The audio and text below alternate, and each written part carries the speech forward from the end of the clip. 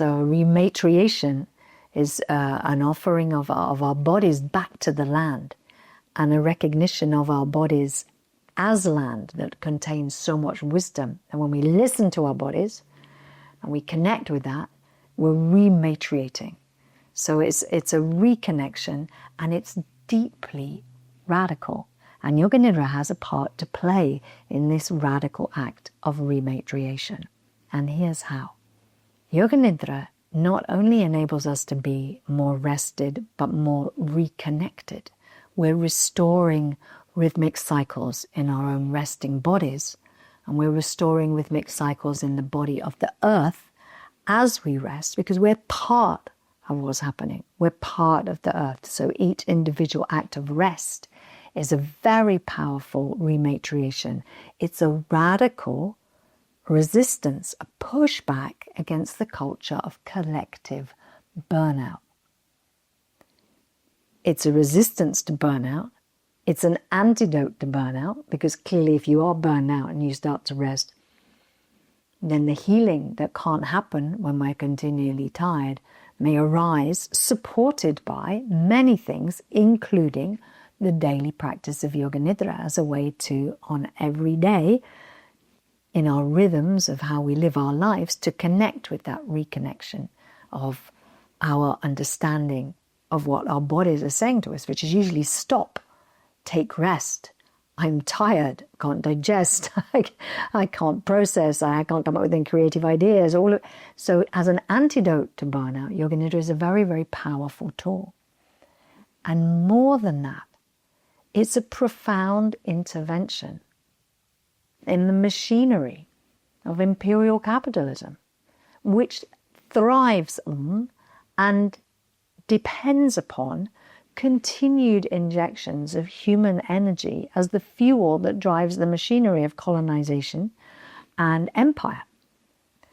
So when we actually commit to practices of rest on a daily basis, not only are we reconnecting to ancient practices that are our birthright, that were part of our ancestors' ways of being, that are part of indigenous people's way of being all around the globe, and we reconnect to this. But not only that, we connect to the possibility of a future of rested humans, because every act of rest is a really powerful, embodied protest against the insane demands to keep on keeping on, like with grind culture. So to make that happen, we've created free Yoga Nidras in many different languages, currently about 23 languages, over 600 of them. So people can access this for free in your own mother tongue. And that's a very profound and incredible, helpful resource to enable each person, wherever they are, to rest in that state and reconnect to their own intuitive wisdom, and to possibly awaken to the fact that being part of that machinery of imperial capitalism is A, injurious to your health, and B, injurious to the health of the planet. It's harmful for the humans to be so exhausted that we don't know what we're doing. And one of the most powerful voices that really calls to be heard on this topic is a woman called Tricia Hersey. And Tricia Hersey, otherwise known as the Nap Bishop, founded the Nap Ministry. She comes from Chicago, currently living in Atlanta, Georgia. And the Nap Ministry was born as Tricia Hersey navigated the intersections between liberation theology, the history of slavery, and social justice is the place where these all meet. Why is that? Because if, as an African-American woman, as Tricia Hersey is, you come from an ancestry of people who would have been murdered the moment they stopped working, that's slavery, yeah? If you come from that ancestry, even just to take a pause, to take a break, to take a nap, is a radical resistance to the machinery that's driving its engine along with slavery. So to stop and to pause is, and rest becomes resistance. And that's the name of Tricia Hersey's first book, Rest is Resistance. And that short phrase encompasses within it everything I've just been saying, which of course we've been saying for 30 years. This voice has come for people to hear that every act of rest is a profound and immensely effective intervention in the machinery to stop it. Because once you pull your energy out, the machine doesn't work anymore. So the performance art part of it is that Tricia was organizing public acts of restfulness, public napping for African American people. Public napping in any place is actually considered mostly to be illegal. You try taking a quiet nap in some city, in France, in Vancouver, in Paris, in Vancouver, in London, you will be moved along because it's illegal to stop in most places. You're not allowed to do that. But for African American people in groups, to be resting publicly is a very, very profound disruption of the narrative that slavery was endeavoring to push. So a voice to hear about this actually identifies very clearly that this is not only an accessing ancient practices, which are our birthright, but it's also forging a future of rested humans, where people are empowered with courage and with the sense of pride that this is actually a really important act of resistance. It's not a cop-out. It's a deliberate choice to disrupt the grind culture that would have us working to death rather than just working to live.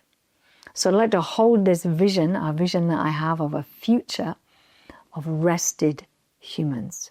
Imagine if the whole of humanity were to take a rest, a nap, maybe a yoga nidrā, all at the same moment. The entire species, and we are an exhausted species right now. We are an exhausted species, exhausted by the relentless drive of the machinery of capitalism that's eating up everybody's energy and consciousness and all of that. But imagine for a moment if everybody rested at the same time. It would be a profound shift in our consciousness.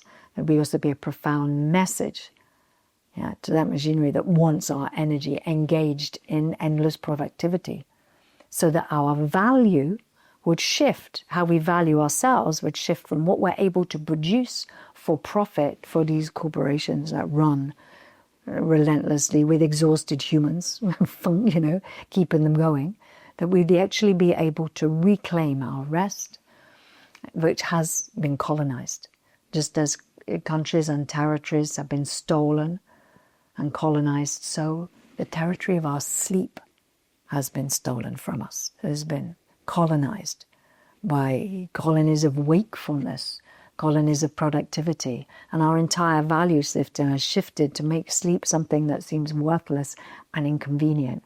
But what this is a call to do, and what Tricia Hersey is calling for us to do, is to reimagine a world of rested humans and to realize rest is indeed resistance, and that every nap is not only, as I've given you the context for, our holy act of worship to the goddess Yoganidra Shakti, but is also a profound rematriation, a rededication of our bones and our bodies and our consciousness and our intuition to the earth, so that we can hear what she has to say.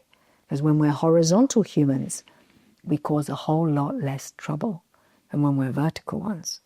But where we do cause trouble is in that imperial capitalist machinery that wants for us to stay productive.